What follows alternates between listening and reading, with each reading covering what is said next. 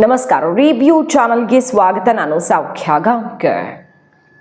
ಖರ್ಗೆ ಅವರು ಹೋದಲ್ಲಿ ಶುದ್ಧೀಕರಣ, ಮಲ್ಲಿಕಾರ್ಜುನ್ ಖರ್ಗೆ ಅವರು ಭಾಷಣ ಮಾಡಿದಲ್ಲಿ ಶುದ್ಧೀಕರಣ ಮಾಡಿದ್ದಾರೆ ಅನ್ನುವ ಆಕ್ರೋಶ ಸಿಡಿದು ಈಗ ರಾಜ್ಯಸಭೆಯಲ್ಲಿ ಕೋಲಾಹಲ ಸೃಷ್ಟಿಯಾಗಿದೆ. ಸದನ ಇವತ್ತು ಅಂದರೆ ಈ ಮಾನ್ಸೂನ್ ಸೆಷನ್ ಇವತ್ತು ಮುಕ್ತಾಯ ಆಯಿತು, ಲಾಸ್ಟ್ ಡೇ ಇವತ್ತು. ಹಾಗಾದರೆ ಇಷ್ಟು ದೊಡ್ಡ ಆಕ್ರೋಶಕ್ಕೆ ಕಾರಣ ಆಗಿರೋ ಘಟನೆ ಏನು? ಬಿ ಜೆ ಪಿ ಅದಕ್ಕೆ ಏನಂತ ಉತ್ತರಿಸ್ತಿದೆ? ಅಮಿತ್ ಶಾ ಅವರು ಸೆಷನ್ಗೆ ಬಂದಿದ್ದಾರೆ. ನಿನ್ನೆ ಟೈಮ್ ಕೊಟ್ಟು ಚರ್ಚೆಗೆ ದಯವಿಟ್ಟು ಬನ್ನಿ, ಬರ್ತೀರಾ ಇಲ್ವಾ ಅಂತ ಕೇಳಿದ ಮೇಲೂ ಪ್ರತಿಪಕ್ಷಗಳು ಮನಸ್ಸೇ ಮಾಡಲಿಲ್ಲ. ಇಡೀ ಸೆಷನಲ್ಲಿ ಕೇಳಿದ್ದು ಅಮಿತ್ ಶಾ ಬರಬೇಕು ಅಂತ, ಅಮಿತ್ ಶಾ ಬಂದರೆ ಚರ್ಚೆ ಮಾಡಲ್ಲ ಅಂತ. ಇವತ್ತು ಅಮಿತ್ ಶಾ ಮಾಡಿದ್ದೇನು ಹಾಗಾದರೆ? ಪ್ರತಿಪಕ್ಷಗಳತ್ತ ಡೀಟೇಲ್ಸ್ ಇಡ್ತಾ ಹೋಗ್ತೀವಿ. ಮಿಸ್ ಮಾಡಿದ್ರೆ ನಮ್ಮ ಚಾನಲ್ನ ಸಬ್ಸ್ಕ್ರೈಬ್ ಮಾಡಿ, ನಿಮ್ಮ ಅಭಿಪ್ರಾಯ ಕಮೆಂಟ್ ಮಾಡಿ ತಿಳಿಸಿ. ಎಸ್ ವೀಕ್ಷಕರೇ, ಅಮಿತ್ ಶಾ ಅವರು ಇವತ್ತು ಬಂದಿದ್ದಾರೆ. ಕೊನೆ ದಿನ ಇವತ್ತು. ಇಷ್ಟು ದಿನ ಹೇಳಿದ್ದೇನು, ಕಲಾಪ ನಡೆಯೋ ರೀತಿಯಲ್ಲಿ ನಡೆದಿದ್ರೆ ಖಂಡಿತ ಅಲ್ಲಿ ಬರ್ತಿದ್ವಿ, ಒಂದು ಕನ್ಸ್ಟ್ರಕ್ಟಿವ್ ಆಗಿ ಚರ್ಚೆ ಆಗಬೇಕಿತ್ತು. ಬಟ್ ಒಂದೊಂದು ಗಂಟೆ ನಡೆಯೋಕ್ಕೂ ಬಿಟ್ಟಿಲ್ಲ ಸದನ. ಏನು ಮಾಡೋದಲ್ಲಿ ಬಂದು ಅನ್ನುವಂಥ ಅಸಮಾಧಾನ, ಅಸಹನೆಯ ಮಾತುಗಳು ಬಂದವು ಆಡಳಿತ ಪಕ್ಷದಿಂದ. ಬಹಳ ಬೇಜಾರಾಯಿತು. ಈಗ ಇಡೀ ಸೆಷನ್ ಬಲಿ ಕೊಡ್ತು ಪ್ರತಿಪಕ್ಷ ಅಹಂಕಾರದಿಂದ. ರಾಹುಲ್ ಗಾಂಧಿ ಒಬ್ಬರ ಅಹಂಕಾರದಿಂದ ಹಿಂಗಾಯಿತು ಅಂತ ಹೇಳ್ತಿದ್ದಾರೆ. ಬಟ್ ಸ್ಟಿಲ್ 12 ಬಿಲ್ಗಳನ್ನು ಪಾಸ್ ಮಾಡ್ಕೊಂಡಿದ್ದಾರೆ ಗದ್ದಲ ಗಲಾಟೆ ನಡುವೆನೇ. FCR JPC ಹೋಗಿದೆ. ಇದಿಷ್ಟು ಮಹತ್ವದ ಬೆಳವಣಿಗೆಗಳು. ಇವತ್ತು ಅಮಿತ್ ಶಾ ಅವರು ಬರ್ತಾರೆ. ಏನು ಮಾಡ್ತಾರೆ? ಬರ್ತಿದ್ದಂಗೆ ಕ್ಷಮೆ ಕೇಳಿ, ದೇಶದ ಎದುರು ಕ್ಷಮೆ ಕೇಳಿ, ಯಾರು ಸ್ಟೂಡೆಂಟ್ಸ್ ಮೇಲೆ ಗುಂಡು ಹಾರಿಸಿದ್ದು, ಯಾರು ಲಾಠಿ ಎತ್ತಿದ್ದು ಅಂತೆಲ್ಲ ಕಿರ್ಚಾಡೋಕ್ಕೆ ಶುರು ಮಾಡ್ತಾರೆ. ಆಡಳಿತ ಪಕ್ಷದವರು ಅದಕ್ಕೆ ಪ್ರತಿಯಾಗಿ ಕೌಂಟರ್ ಕೊಡೋಕ್ಕೆ ಶುರು ಮಾಡ್ತಾರೆ. ಅಮಿತ್ ಶಾ ಎಲ್ಲರನ್ನ ಸೈಲೆಂಟ್ ಮಾಡ್ತಾರೆ, ಅಂದರೆ ತಮ್ಮ ಪಕ್ಷದವ್ರನ್ನ. NDA ಅವರೆಲ್ಲ ದಯವಿಟ್ಟು ಸೈಲೆಂಟ್ ಆಗಿರಿ ಅಂತ ಪ್ರತಿಪಕ್ಷಗಳತ್ತ ತಿರುಗಿ ಒಂದು ನಗು ಬೀರಿ ಇನ್ನೇನು ಹೇಳೋದು ನಿಮಗೆ ಅಂತ ಕೂತ್ಕೊಳ್ತಾರೆ. ಅಂದರೆ ನಿನ್ನೆ ಇರೋದು ಒಂದು ದಿನ, ಇವತ್ತು ಲಾಸ್ಟ್ ಡೇ ಅಲ್ವಾ, ಇರೋದು ಒಂದು ದಿನ ಚರ್ಚೆ ಮಾಡೋಣ. ನಿನ್ನೆ 3 ಗಂಟೆಯಿಂದ ಇವತ್ತು 3 ಗಂಟೆ ತನಕ ಸೆಷನ್ನು ಕೊನೆಯಾಗೋ ತನಕನೂ ಇದೇ ವಿಚಾರ ಚರ್ಚೆ ಮಾಡೋಣ ಬನ್ನಿ ಅಂತ ಮುಹೂರ್ತ ಫಿಕ್ಸ್ ಮಾಡಿ ವೀಳ್ಯದೆಲೆ ಕೊಟ್ಟು, ತಾಂಬೂಲ ಕೊಟ್ಟು, ಬೆಳ್ಳಿ ಬಟ್ಲಲ್ಲಿ ಇಟ್ಟು ಆಹ್ವಾನ ಕೊಟ್ಟರು, ಬರಲೇ ಇಲ್ಲ ಕಡೆಗೆ. ಅದಕ್ಕೆ ಇವತ್ತು ಅಮಿತ್ ಶಾ ಅವರು ಕೊಟ್ಟ ಉತ್ತರ ಒಂದು ನಗು ಪ್ರತಿಪಕ್ಷಗಳತ್ತ. ನೀವು ಆಡಳಿತ ಪಕ್ಷದವರು ಕಿರ್ಚಲೂ ಬೇಡಿ, ಯಾವ ರಿಯಾಕ್ಷನ್ನು ಕೊಡಬೇಡಿ, ಒಂದು ನಗು ಸಾಕು ಅಂತ ಅವರತ್ತ ಒಂದು ನಗು ಬೀರ್ತಾರೆ, ಮುಗಿಸ್ತಾರೆ. ಸೆಷನ್ ಮುಗಿದಿದೆ. ಹಾಗಾದರೆ ಪ್ರತಿಪಕ್ಷಗಳು ಸಾಧಿಸಿದ್ದೇನು ಅನ್ನೋದು ಮಾತ್ರ ಕಡೆಗೂ ಅರ್ಥ ಆಗ್ತಿಲ್ಲ. ಯಾಕಂದರೆ ಈಗಾಗಲೇ ಬೇಕಾದಷ್ಟು ರಿಪೋರ್ಟ್ ಮಾಡಿದ್ದೀವಿ. ಅವರದ್ದೇ ಆಡಳಿತ ಇರೋ ಕಡೆ ವಿದ್ಯಾರ್ಥಿಗಳ ತಲೆ ಹೋಳಾಗೋ ರೀತಿಯಲ್ಲಿ ಲಾಠಿ ಚಾರ್ಜ್ ಆಗಿದೆ, ಹೊಡೆದಿದ್ದಾರೆ. 600 ವಿದ್ಯಾರ್ಥಿಗಳ ಮೇಲೆ FIR ಹಾಕಿದ್ದಾರೆ. ಬಟ್ ಇಲ್ಲಿ ಯಾಕೆ ಕ್ಷಮೆ ಕೇಳ್ತಿದ್ದಾರೆ ಅನ್ನೋದಕ್ಕೆ ಕಡೆಗೂ ಉತ್ತರ ಸಿಕ್ಕಿಲ್ಲ. ಒಟ್ಟಿನಲ್ಲಿ ಸೆಷನ್ ಬಲಿಯಾಯಿತು. ಒಂದು ಒಳ್ಳೆ ಚರ್ಚೆ ಆಗಬೇಕಾಗಿದ್ದಂಥ ಒಂದು ದಿನಕ್ಕೆ 6 ಅವರ್ ಸೆಷನ್ ನಡೆಸಬೇಕಂದ್ರೆ ಹೆಚ್ಚು ಕಡಿಮೆ 9 ರಿಂದ 10 ಕೋಟಿ ದುಡ್ಡು ಬೇಕು. ಇದು ಸರ್ಕಾರನೇ ಕೊಟ್ಟಿರೋ ಮಾಹಿತಿ. 9 ರಿಂದ 10 ಕೋಟಿ ದುಡ್ಡು ಬೇಕು. ಅದರ ಬೆಲೆನೇ ಇಲ್ಲದಂತೆ ನೀರಲ್ಲಿ ಹೋಮ ಮಾಡಿದ್ದಾರೆ. ಇಡೀ ಕಲಾಪ ಬಹುತೇಕ ವ್ಯರ್ಥ ಮಾಡಿದ್ದಾರೆ ಪ್ರತಿಪಕ್ಷಗಳು. ಎಂದಿನಂತೆ ಅಂತ ಹೇಳ್ಬೋದು. ಯಾಕಂದರೆ ತುಂಬ ಸಲ ಹಿಂಗಾಗತ್ತೆ, ಈ ಸಲ ಇನ್ನೂ ಸ್ವಲ್ಪ ಜಾಸ್ತಿ ಆಗಿದೆ. ಈ ಕಡೆ ರಾಜ್ಯಸಭೆಯಲ್ಲಿ ಏನಿದು ಇವತ್ತು ದೊಡ್ಡ ಆಕ್ರೋಶ ಸಿಡಿದಿತ್ತು. ಖರ್ಗೆ ಅವರು, ಮಲ್ಲಿಕಾರ್ಜುನ್ ಖರ್ಗೆ ಅವರು ಬಹಳ ಬೇಸರ ಮಾಡ್ಕೊಂಡಿದ್ದಾರೆ, ನನಗೆ ಅವಮಾನ ಮಾಡಿದ್ದಾರೆ ಅಂತ. ಯಾಕಂದರೆ ಉತ್ತರಾಖಂಡ್ ರಾಮಲೀಲಾ ಮೈದಾನದಲ್ಲಿ ಅವ್ರದ್ದು ಭಾಷಣ ಇರುತ್ತೆ, ಕಾಂಗ್ರೆಸ್ನ ಕಾರ್ಯಕ್ರಮ ಇರುತ್ತೆ. ಅಲ್ಲಿ ಹೋಗಿರ್ತಾರೆ ಅಧ್ಯಕ್ಷರಾಗಿ, ಭಾಷಣ ಮಾಡಿ ಬಂದಿರ್ತಾರೆ.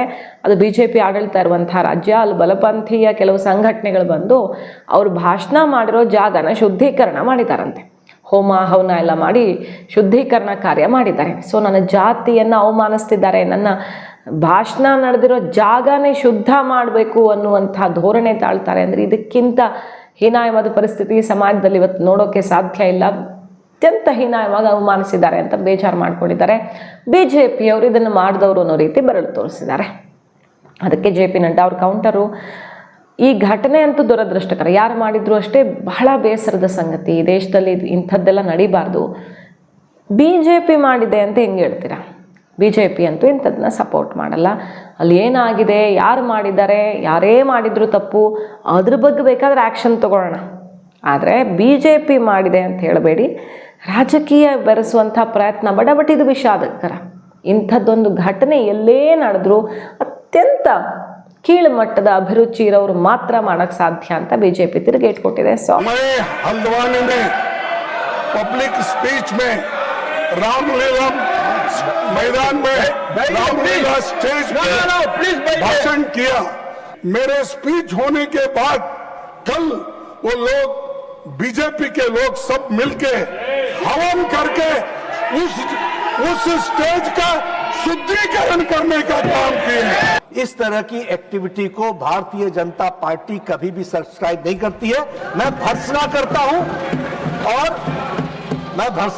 हूं और राष्ट्रीय अध्यक्ष जी इसको गहराई से देखेंगे भी, लेकिन आपकी भावनाओं को जो ठेस पहुंची है वो सच में हम सब के लिए खेद का विषय है। मैं इसको पॉलिटिकल मुद्दा कभी बनाना नहीं चाहता और मैं कभी इस सदन में सालों से यहाँ हूं और निचला, लेकिन मैं एक शेड्यूल कास्ट हूं, मैं एक दलित हूं, मेरे को मदद करो, मेरी रक्षा करो बोल के कभी किसी के सामने गिड़गिड़ाया नहीं।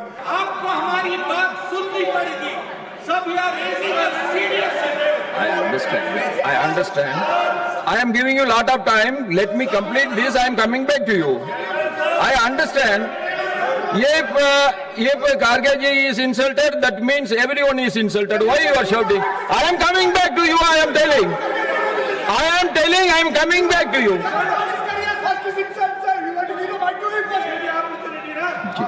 Tell.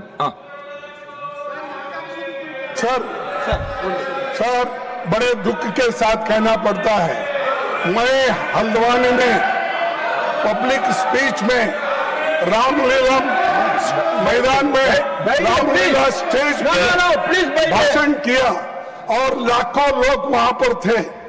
उस वक्त मैंने किसी समाज का, किसी धर्म का नाम नहीं लिया, सिर्फ मैं लोगों के समस्याओं को वहां पर बताया।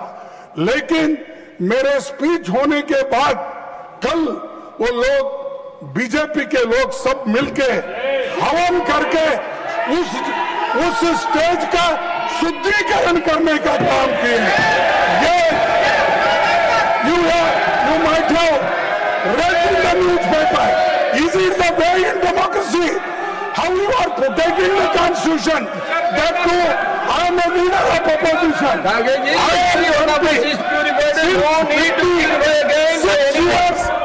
am serving.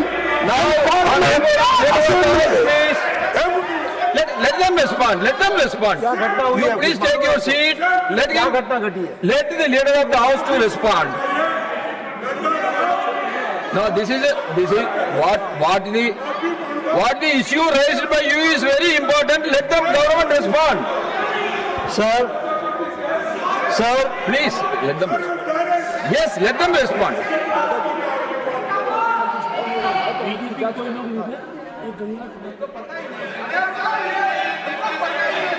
सर, जो माननीय खड़गे जी ने कहा है, ये सच में बहुत ही दुखदाई विषय है और ये दुखदाई सिर्फ कांग्रेस पार्टी के लिए नहीं, ये दुखदाई हम सब के लिए है।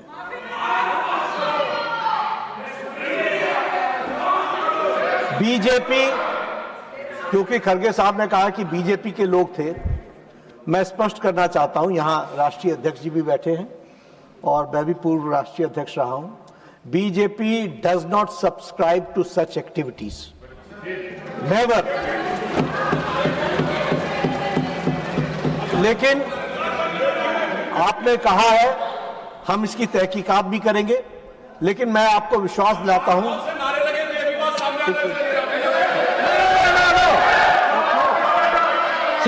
Second, you take your seat.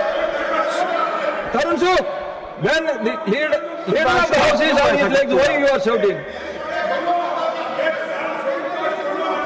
लेकिन जो भी बात हुई है उसकी तहकीकात जरूर होगी, लेकिन मैं स्पष्ट करना चाहता हूं, इस तरह की एक्टिविटी को भारतीय जनता पार्टी कभी भी सब्सक्राइब नहीं करती है। मैं भर्त्सना भी करता हूं और राष्ट्रीय अध्यक्ष जी इसको गहराई से देखेंगे भी, लेकिन आपकी भावनाओं को जो ठेस पहुंची है वो सच में हम सब के लिए खेद का विषय है।